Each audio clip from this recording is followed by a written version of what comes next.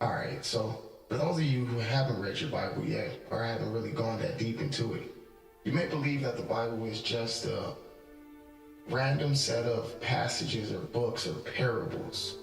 But actually, it's much deeper than that, and it has many different layers to it, and it teaches many different things. One of which is the Old Testament.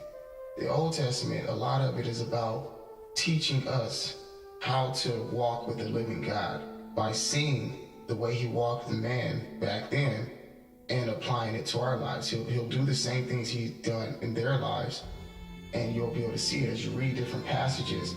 The Spirit will make it so that you'll read something and then you'll live it in real life, and then you'll go back and look at it and be like, holy foot, exactly what happened to David just happened to me.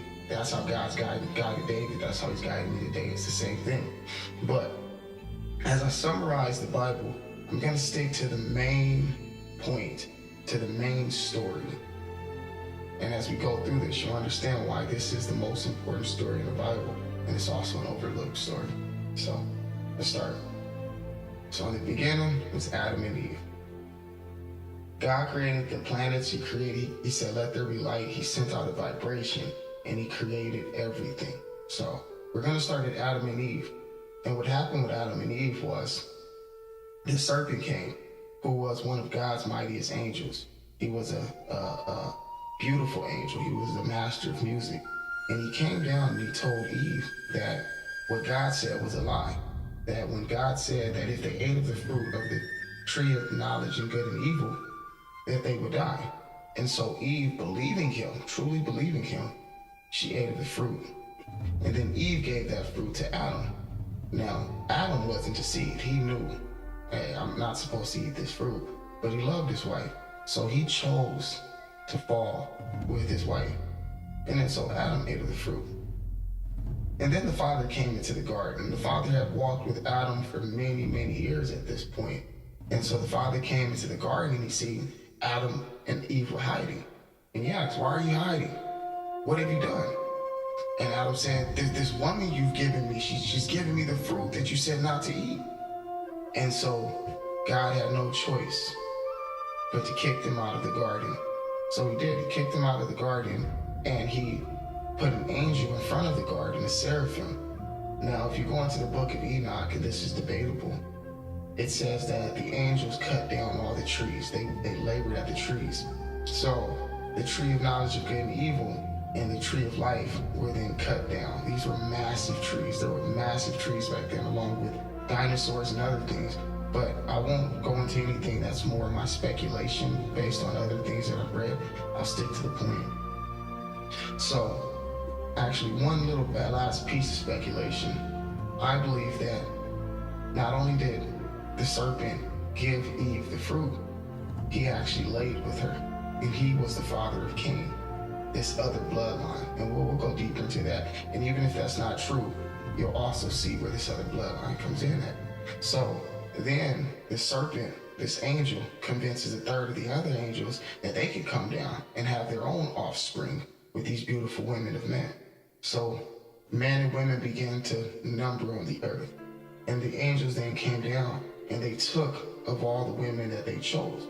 Now, when Adam and Eve fell, God had made a promise. He said that the seed of the woman would have enmity with the seed of the serpent. This pure seed of the woman would have enmity with the seed of this angel. Okay, and this is the prophecy of Jesus.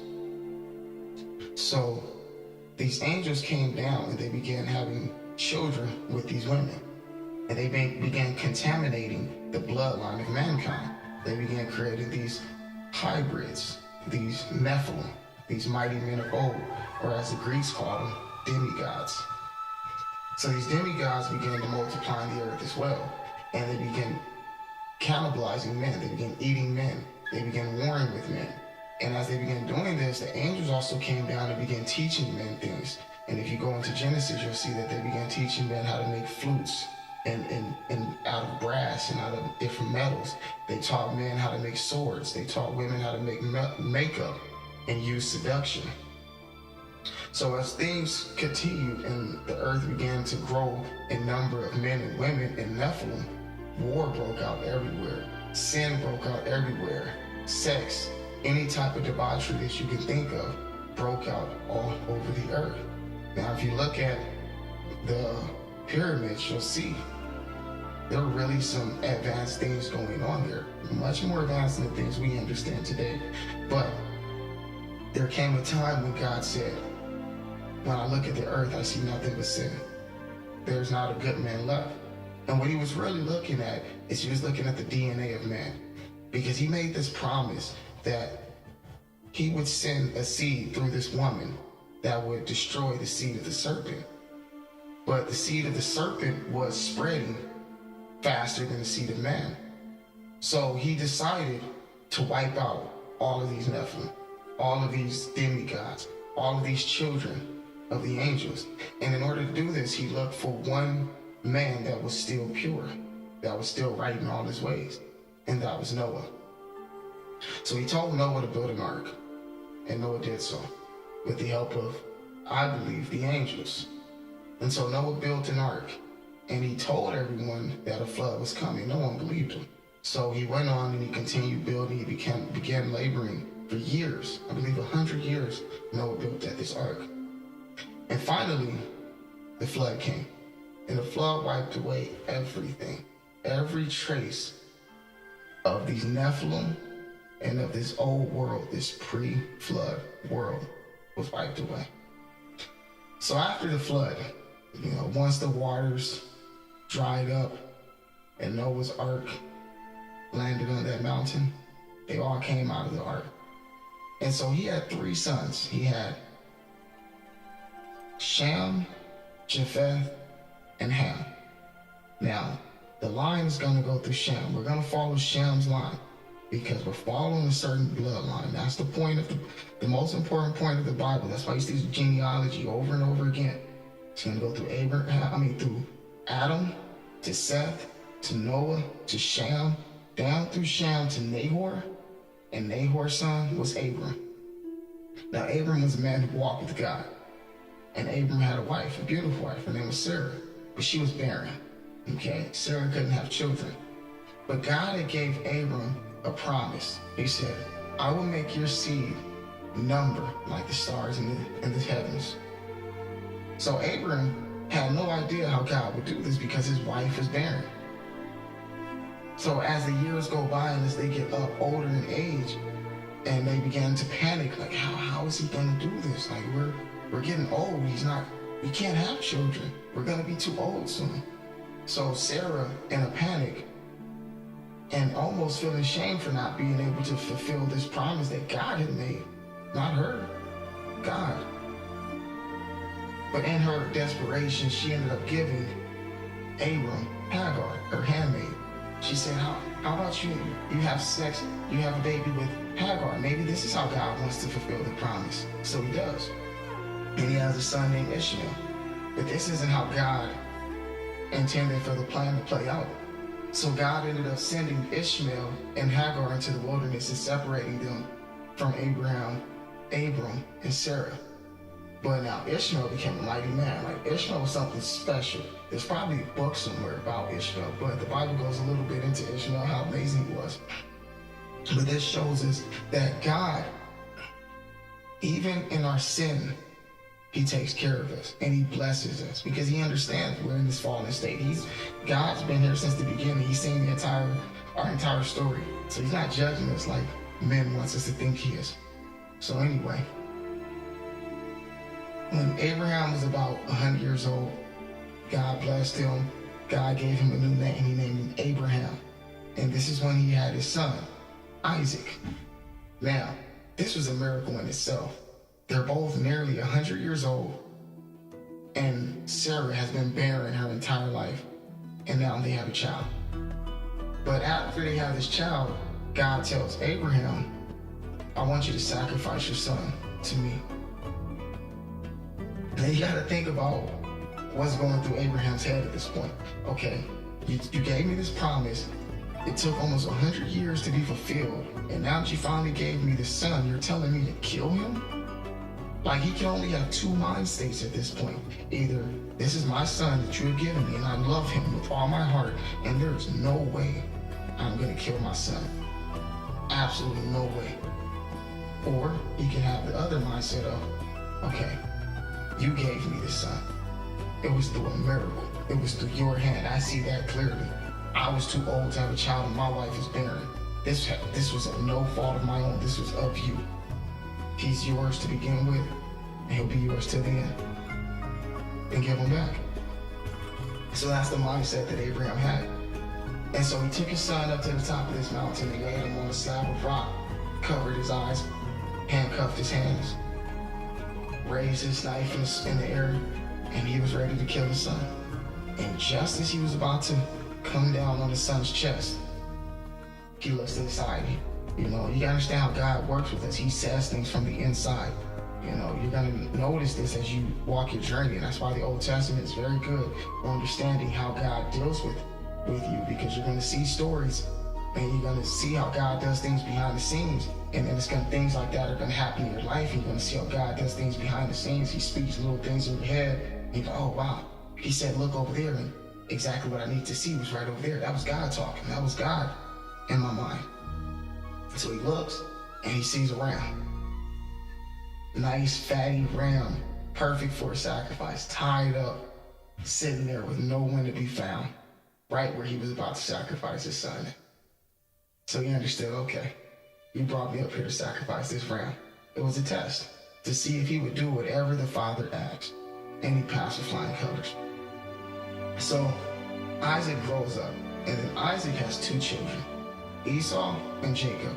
Now, Esau was his firstborn, so the genealogy, the bloodline, the heritage is supposed to go through Esau. We're supposed to follow Esau's line. Now, Esau was a mighty man. He was a hunter. He was a man's man. Loved women. Did whatever he wanted. He was a very haughty man. Cared only about his strength, only about his power. While Jacob was a man of God. He was a more gentleman. He cared about the things of God. He wasn't a hunter. He was a farmer. He was more into the earth.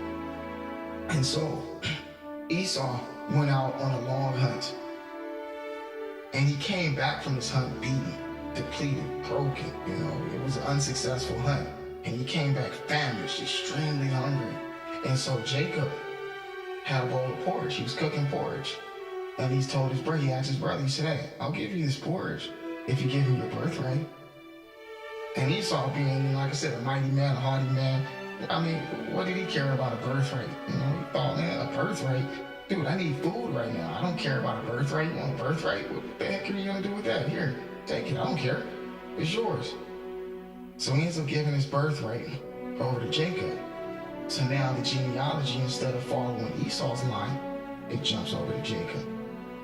So down the line, Jacob is blessed by God, and God renames Jacob Israel. Now Jacob has 12 sons, 11 sons and 1 daughter, and these become the 12 tribes of Israel. Now, he also had a son, one of the 11, named Joseph. Now Joseph was, you could say, the runt of the group, the one everybody picked on. And so there was a day when they were all out and they were all playing, messing around, and Joseph fell into a hole. He fell into a trap. And the men who created the trap started coming to the trap, where they saw him coming towards the trap, so they all fled. They left Joseph to die. They couldn't fight these men with swords and shields and spears. They were just kids. So they left him to die. There was nothing they could do. So they went back and they told Jacob, they told Israel, they told their father, Joseph, he fell and these men came and there was nothing we could do. So Israel cried, man. Israel wept for a long, long time because he lost his son. But just so happened these men were Egyptians, and these men took Joseph and they put him into an Egyptian prison. Now Joseph was in prison for a long time, and Joseph, he grew up very faith. He had a lot of faith. He knew God. He walked with God. He had all kind of visions as a young man. Now in prison, he got word that the Pharaoh was having dreams, and the Pharaoh had brought all the mighty men, all the magicians, all the wise men from all the lands to help the Pharaoh understand this dream that he was having. And so so Joseph told the guard, I can read dreams. I can tell him what his dream means. And they didn't believe him. But no one could understand this dream. So word got around that Joseph could tell the Pharaoh what his dream meant. And just out of desperation, the Pharaoh said, okay, bring him in. Let's see what he has to say. So he tells the Pharaoh that his dream meant that there was a mighty famine coming to Egypt, and that the Pharaoh should start storing grain, corn, and all the storable foods for this famine. So the Pharaoh went out on a limb and he believed him, and he began storing food. And sure enough, a huge, mighty famine came in and hit the entire land. It decimated all the surrounding lands. But the Egyptians had been storing food probably about a year or two now. So they were ready to coast through this famine. But not only that, all the surrounding lands began coming to Egypt to eat, coming to Egypt to buy food. And this made Egypt extremely rich. So Joseph, being a man that God allowed to read this vision that God had given the Pharaoh took Joseph in and made Joseph the second in command to the Pharaoh. From a prisoner to the second in command, which is once again one of those stories you'll see in your own life where you're down in the slums, down in the dumps, believing in God, walking with him, following him, and not cursing him for being in a bad position, but trusting him to bring you into a much better position. And so him being second in command and this famine decimating all the surrounding lands, his entire family, all of the Israelites, his 12 brothers and his 10 brothers and his sister and his father and all their children and wives began migrating towards Egypt. And they all came to Egypt. And when they seen Joseph, they were afraid. They're like, this is our little brother who we left to die. And now he's second to the Pharaoh. If he sees us, he's gonna kill us, look what we've done to him. And they actually lied about how they left him to to Israel. They didn't tell them the truth of what happened. But so they were afraid. But when Joseph seen them, he said, my brothers, and he took them in with open arms. He told the Pharaoh, this is my family. I want to take them in. This is my family. Allow them to come into Egypt and live with me. So he did. And so the Israelites began to flourish in Egypt. They were there at the perfect time. God had just allowed Joseph to tell the Pharaoh to store all your food.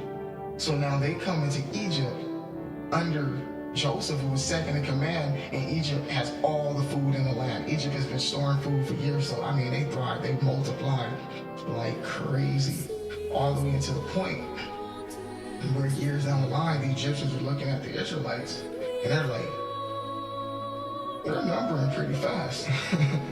If this continues, they'll actually be a mighty force that can overthrow us from the inside. We got to do something about this. So the Pharaoh puts out a decree for the firstborn of every Israelite son to be murdered. So just so happened at this time, a young man that we now know as Moses was born. And his mother, not wanting him to be murdered at this decree, decides to put him in a little raft, cover it with leaves and hide him, and put it into the river and allow it to flow down the river and put him in the hands of God. And just so happened, a handmaiden of the queen of Egypt finds little Moses, and she takes Moses in and she gives him to the queen, and the queen falls in love with him, and the queen takes him in as her own. So Moses is now raised as an Egyptian, having no knowledge or understanding of his heritage, of his lineage. He has no understanding that he's an Israelite. He grows up 100% believing he's an Egyptian. But as he gets older, he finds out that he's an Israelite, and he sees an Egyptian soldier beating on an Israelite slave. And Moses runs in and he stops him, like, whoa, stop. This is my brother. And in him trying to stop him, they get into a fight. And Moses kills this man. And Moses flees instantly. He gets out of there. Because he knew he murdered an Egyptian, pretty much like murdering a cop in our day. And, it was nothing but death for him in Egypt. So he left. He fled to the mountains. And this is when God brought Moses in, and God grew Moses. Just like he grew Joseph in prison, he now grew Moses in the wilderness. This is how God does. He takes you into a quiet place where he can show you how he speaks. He can, put you in the Old Testament and show you how he walks, and he can, use scenarios in your life and relate them to scenarios in the Bible so you can get understanding how he talks. And then he starts talking to you, starts speaking to you, starts growing you, he starts teaching you. And this is what he did with Moses. He grew Moses. And he gave him the 10 Commandments down the line. But he grew Moses, and then he told Moses, it's time to go back to Egypt and set my people free. And so Moses goes to Egypt, and he goes before the Pharaoh. He actually goes with his best friend Aaron, who he finds, because Moses wasn't that good at speaking. He had a speech impediment. So Aaron would talk, but the power was coming through Moses. God was speaking with Moses, and Moses would tell Aaron, and Aaron would speak. So he tells the Pharaoh, I said, let my people go. Because before he left, he asked God, who should I tell them that you are? Because remember, the Israelites, they had no idea who God was. God was with Abraham, Isaac, and Jacob. The rest of the Israelites, and Joseph, the rest of the Israelites, they grew up under Egyptian rule. They just grew up as Egyptian slaves. They didn't get a chance to walk with God and figure out who God was. And so they didn't know God. He had to go off to the wilderness to find God. So when he came back, no one knew this God of Abraham, Isaac, and Jacob, this God of Moses. So he goes and he tells them, said, let my people go. They said, who is this guy you speak of? We got Thoth, Seth, we got, Ra, all the different Egyptian gods. So the Pharaoh brings in his magicians, and they began pretty much battling using quote unquote magic with a K. So he throws down his staff. Well, the Egyptian priests and magicians throw down all their staffs, and they turn their staffs into snakes. And then Moses throws down his staff, and his staff becomes an even bigger snake, and it eats all their snakes. And it shows this God that's behind me, that I speak for, he's 1,000 times better than your gods. No one has seen anything like this God that I'm walking with, okay? So it's about time you guys bow down and show some respect. So he kept testing over and over again, and the Pharaoh just would not let them go. So God ended up bringing on 10 plagues. And the 10 plagues were all very symbolic to things in Egypt to show that the Egyptian gods were nothing compared to this God. Nothing could compare to this God that they call I Am. And so he brought about the plagues, and then that's when the Pharaoh was like, man, this God is mighty. Like, I don't know if we can, compete with this God. Like, maybe we should just let him go. That's what his wife is even telling, like, maybe we should. But his heart is just so hard. It's like, no, you know what? We'll kill him. We ain't letting him go. We'll kill off all their children. God does that to them, though. What God does is he tells his people, he tells the Israelites, he says, I want you all to put goat's blood on all your front doors. And an angel is going to come in and slay the firstborn of all the Egyptians. And whatever door has goat's blood on it, my angel will pass over that house. And so you got to think about this. To kill a goat, just to put blood on your door, like a goat was enough food for like a month. That's a lot of food. And for every single house to kill a goat, in wealth, that's a lot of money. So this is faith that they have to have. They have to believe in this God that Moses is telling them is going to set them free. That's why they had to do this. This is testing their faith, and they all do it. And this angel comes in and he slays in a single night. Thousands of men, thousands, slays every single firstborn. This is the power of God. He was showing them, like, hey, you cannot defy me. There is no competition here. So the Pharaoh had it at this point. He's like, hey, you know what? You guys can go. You're free to go. I understand this God that you serve is mightier than our gods, and there's nothing I can do. You guys are free to go. So they gather all together, and they take off towards the promised land. Now, God had promised Moses that he would give the Israelites, his people, a land of their own, a land they can call home. This is the promised land. So as they're walking towards this promised land, the heart of the Egyptian pharaoh just couldn't let it go. His heart got even harder. He decided, you know what? We're going to pursue them. I mean, either they're going to serve us or they're going to die. Either one. No ifs, ands, or buts. So he begins pursuing them. And so when they make it to the Red Sea, and God had been leading them, he led them all the way to the Red Sea. You understand? Like, it says they had a pillar of smoke with a light in it. I mean, it was probably a cloud, a huge cloud with like thunder constantly raging 24 hours a day or all night, just thunder raging in a single cloud, you know, and that was the pillar that they followed all the way to the Red Sea. It was leading them to the promised land. And so when they got there, I mean, they didn't know what to do. It's a huge Red Sea. Where do we go from here? But God told Moses, stick your staff into the sand and the sea will part. And he did just that. And like curtains, the water separated and two walls were formed. You know, I mean, you gotta think about seeing this as a human being. Like I said, this is pretty much the first miracle God had ever done for them. You know, they had never seen anything like this, or even fathomed anything like this. And so, you know, walking with this man Moses, you know, it was just an amazing sight. So they had faith, they had seen enough. They're like, cool, let's go.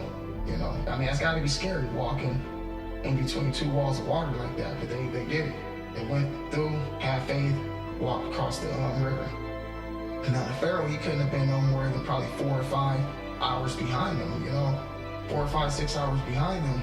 So he followed them into this wall, into the river, you know, past these 2 walls of water. And as soon as the last Israelite passed through, the water came in, the waters reconverged, swept away all the Israelites, the king, all his mighty men, all his army. Like God pretty much devastated Egypt and the Egyptians, and the Israelites leaving. Like, I'm talking about the firstborn, thousands of men, their entire army. They were absolutely devastated. There was no way they were ever going to come after the Israelites again for at least a couple generations. You know, he made sure of that. So anyway, the Israelites began walking towards the promised land. They continued on. But God couldn't bring this generation into the promised land. I mean, this generation was raised in Egypt without God. They didn't know God. You know, I mean, it was to the point where God had said that he would feed them through manna because they didn't have anything to hunt with. They just left. It was when God said go, they went out on faith and they left.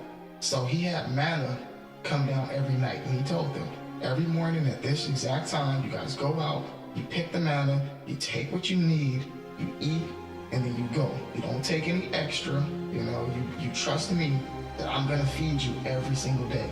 So they did just that. But after a time, you know, so many years, they began complaining, like, come on, God, really, manna again? Again? That's all you gonna give us is manna? Like, I mean, we were in Egypt eating fish, eating goats. We had the best of everything.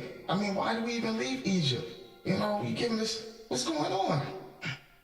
So he couldn't bring this generation in. It wasn't nothing against them, but I mean, they weren't bred for what was to come. You know? And that's what you gotta understand about us. He understands our flaws. He understands who we are. And even in our worst states, he works with us as long as we love him and we continue with him. If we don't give up on him, he's not giving up on us.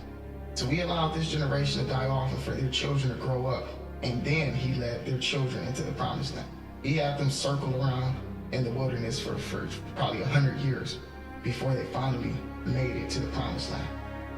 So when they made it to the promised land, right before they went in, this was the changing of guards. This is when the leadership was thrusted from Moses to Joshua. And the way it happened was like this. God told Moses, okay, your people need water. So in the morning, tomorrow, I want you to go down to this log. And I want you to touch it with your staff. And I'm gonna make water flow from this log. So Moses, you know, being a man, I mean, he had been the man of the hour for years, you know. Everybody looked up to him. He was the man God was speaking through. Like, he was the man. So he got a little cocky, he got prideful, he got, beside himself.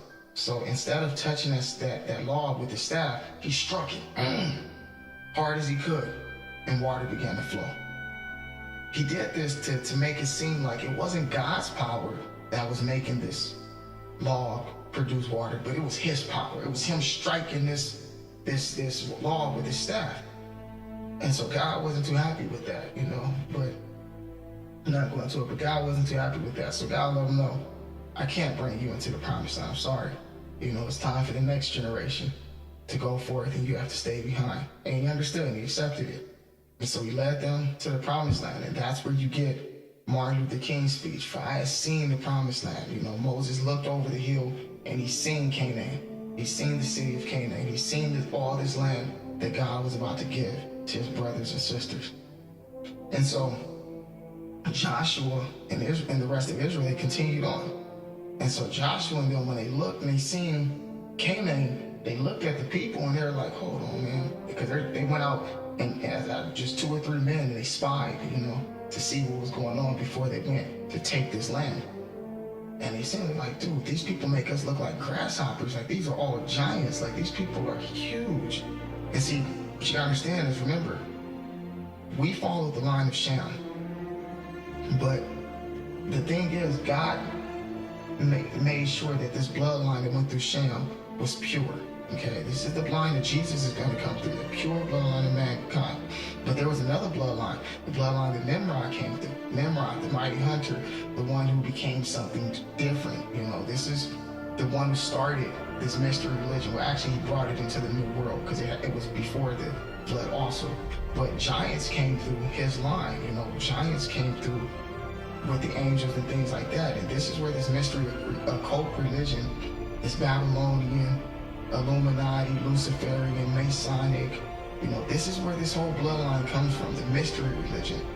The religion to Lucifer, the morning star, the one who they say freed us from God's tyranny. Okay, this is where this whole religion comes from. It comes from Nimrod. It comes from his line. Okay, all the way down to today. This is what our musicians and movie stars and all the people of power, this is what they're involved in. This is what the 13 bloodlines of the Illuminati are. The bloodline of these Nephilim descendants, because it goes deep. They'll go into, Native American history, and you'll see stories about how there was a flood and people were taken underground and they came back out after the flood. I'm not gonna go too deep into those things because it could be true, it could not be true, it could be just a myth, I don't know. But the Bible says there were giants before the flood and there were giants after the flood. This is this demigod bloodline, okay? So he told Joshua that he would give him this land, and all the men around Joshua was like, dude, we can't take this land, but like, I don't know what God sent us here for, but we can't. And Joshua, a young man, gun-ho, and seeing God bring manna every single morning his entire life for them to eat. And man, if God said this is our land, we gonna take this land. Don't worry, let's go take our land. And so, gun-ho, he went out there, man, and he gathered his men, and he girded them up in faith.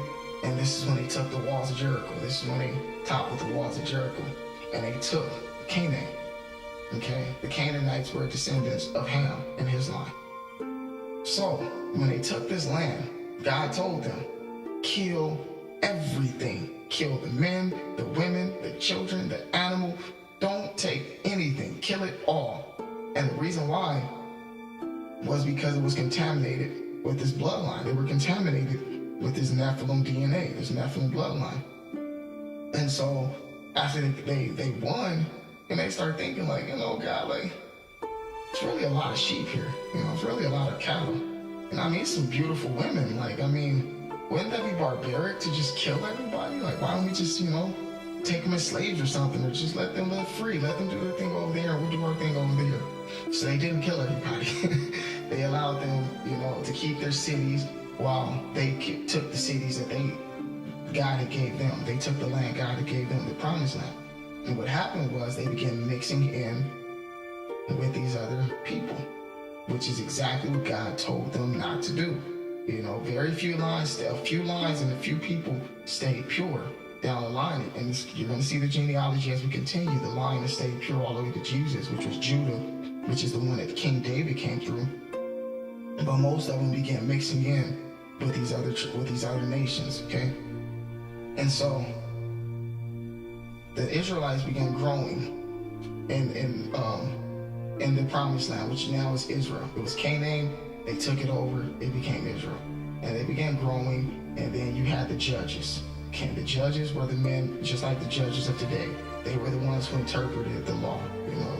They were the stories of the judges, and they show their years.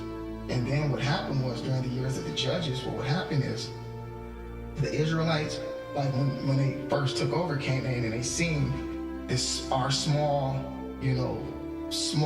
weak army took over these mighty nations. I mean, these people are full of faith. These people believe in God. They love God. They'll do anything for God. And what happens is, down the line, a couple generations go by, their children didn't see this. All this was just stories told to their children by the grandparents. So the children began serving the gods of these other nations, Molech, Baal, all the different gods, the same gods that are here today.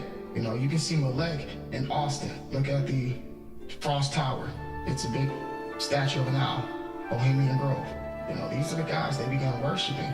So what God would do was, he would allow another nation like Persia or Babylon to come in and capture the Israelites.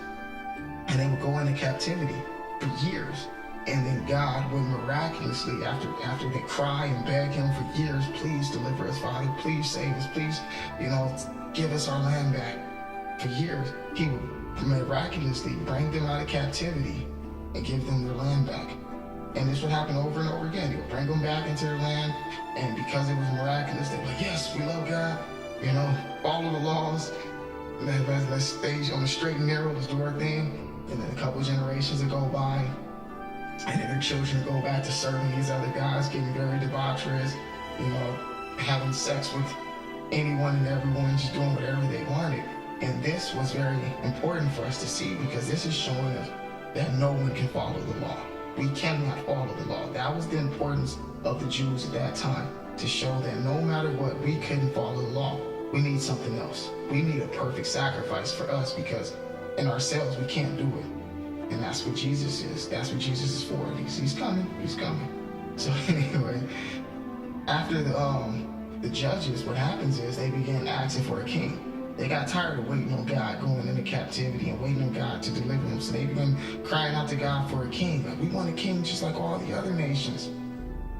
And God says, hey, if I give you a king, he's going to roll over you with an iron fist. He's going to send your children to wars for his gain. You don't want a king. Yes, we want a king. We want to be like everybody else. We want to be like all the other nations. He says, okay. So he gives him King Saul. He was the first king. It says that Saul was a mighty man. He stood head and shoulders above the rest. He was probably 6'3", 6'4", mighty man. And he led the Israelites. So there was another young man named David. Now David, this was another one of those young guys who was just gung-ho. He believed in God, and he's been walking with God since a very young age. Not by anyone teaching him who God was, but by him going off by himself and finding God. So he went off into the wilderness all the time by himself. And it says in his travels, in his days, he ended up killing a bear and a lion as a young boy. Okay? So you gotta understand how this happened. This is how God works. It was probably a day he had a lion chasing him, and he ran up into a tree, just scared out of his mind, and just pulled out his sling, had a rock, swirled it up, threw it, hit that lion, hit it square in between the eyes, and took out a lion. Surprised himself, but he knew it was the Father, and that gave him confidence, And when that bear came, he had a little more confidence this time, pulled out his sling, bang, knocked that thing down. He knew his Father was with him, So David had extreme faith in God. And so there came a time when the Philistines came up against the Israelites. They were a neighboring tribe, part of the line of Ham. So the Philistines came to conquer Israel. And what they would do back then was, instead of neighboring tribes warring and killing everyone, because they had Nephilim in the land at that time, giants, neighboring tribes would get together and they would choose their mightiest men. Choose the biggest, strongest warrior. And they would let the two biggest, strongest warriors from each tribe fight. And the winner would be the winner of this battle. and then the loser would be enslaved, or taken over by the winning tribe or the winning nation. So the Philistines brought Goliath, big 9-10 foot tall giant, big monster, stomping, yelling, screaming with the roar of a lion. Everybody was shook. Everybody was extremely afraid. Nobody wanted to fight Goliath. Nobody in Israel, because you gotta understand, Israel came from this perfect bloodline of men. There were no giants in Israel. Saul was like the tallest man. He was probably only like 6 feet. This dude Goliath is like 10 feet tall. Remember when Joshua was seeing the giants, like, they make us look like grasshoppers. These things are what? So nobody wanted to fight Goliath. Nobody, had that in them. But little David, little tiny David, he was like, I can take him. I can take him. His brothers looking at me, get out of here, dude. What are you talking about? Move. I can take him. And he knew, like, I killed a lion, I killed a bear, and I'm pretty sure his family didn't believe he did those things. His family probably thought that he found a dead lion somewhere, and he brought back the skin. Or he found that his family didn't believe that he did the things he did, because he did them in secret with just him and the father. But he knew exactly what happened. He said, the father said, I can take this giant, and I will. So he goes out there, and they give him a sword and shield. He said, hey, I can't use that. That's not what I fight with. I got this sling and rock. I got this. And so he goes up to the front line. He gets to swirling that thing up. And one rock, one blow. Right in between the eyes. Right in between the eyes. The only place that Goliath didn't have armor.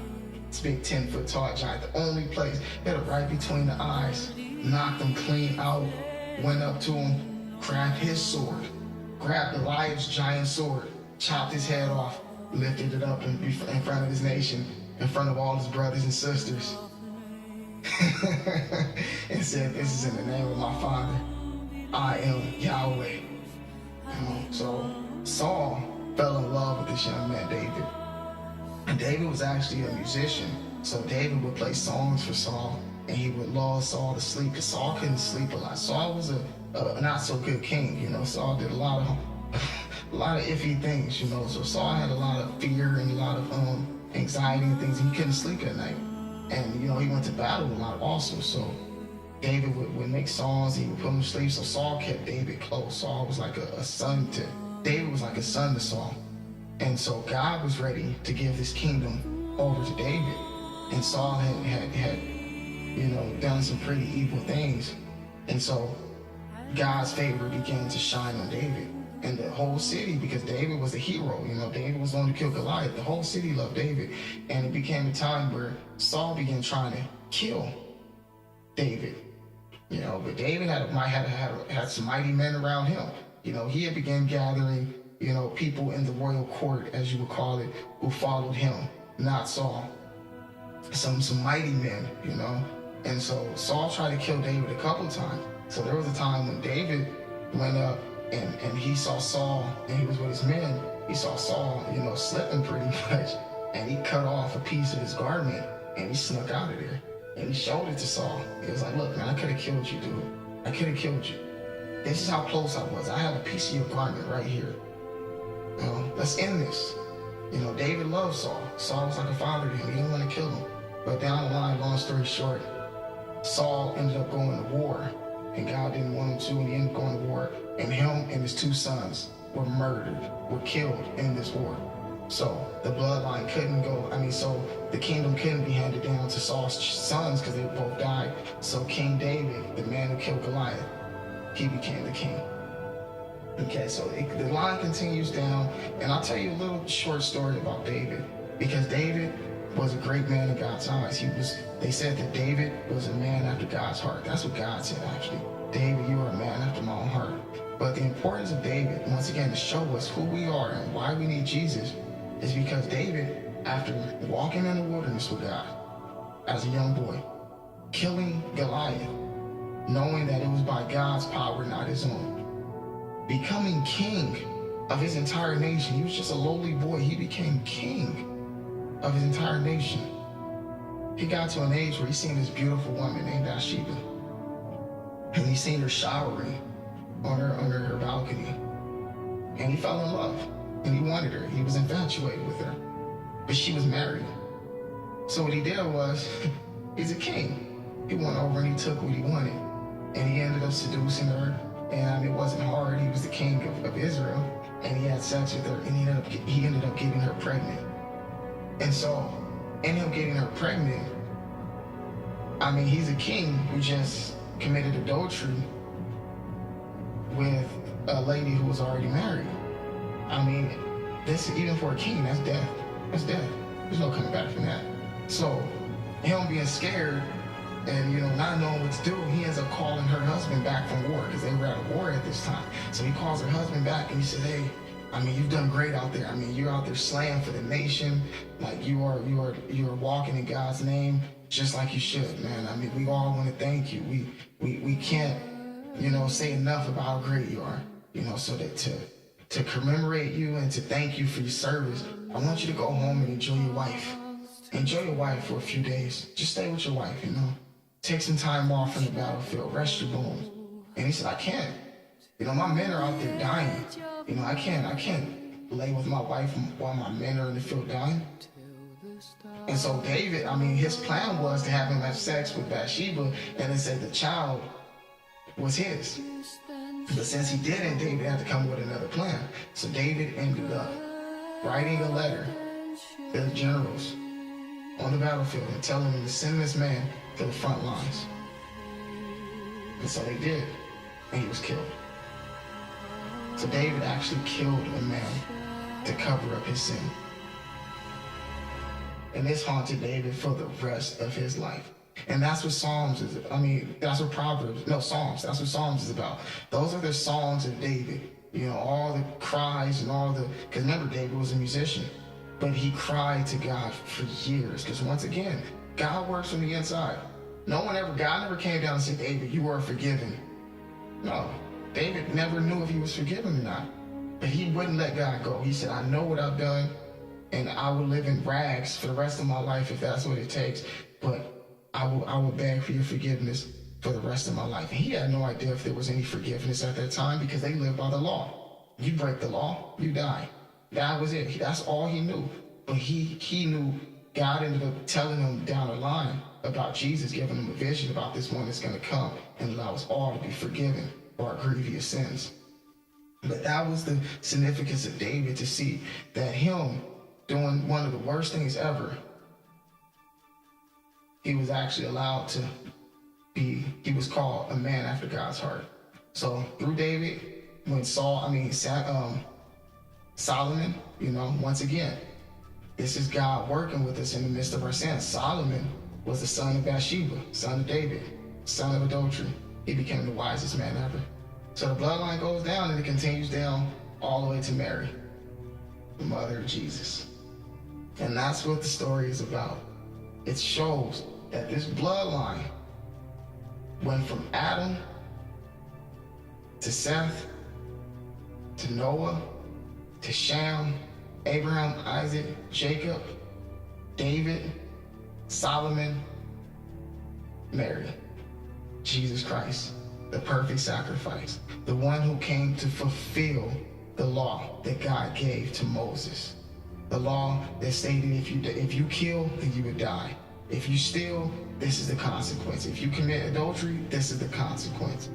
Now Jesus is here to say, the Father has given you all to me because of my sacrifice. Now I sacrifice myself to become your king. And now I have dominion over all you. You guys who were once God's property are no longer God's property. You're my property now.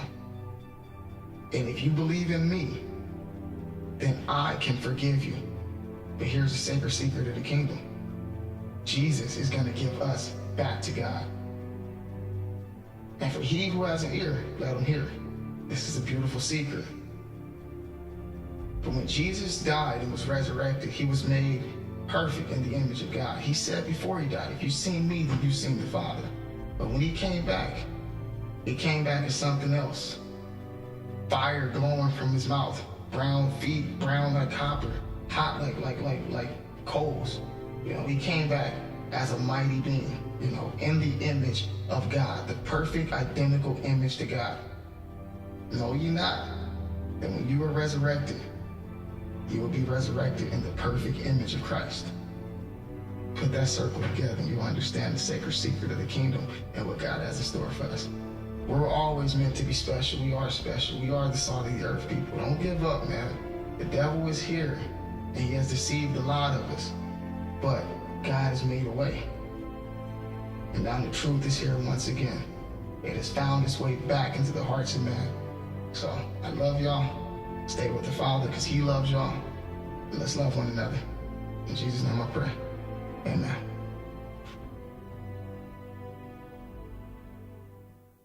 I see a ladder up to heaven. Anybody wanna go? My favorite number always been 7. You know what?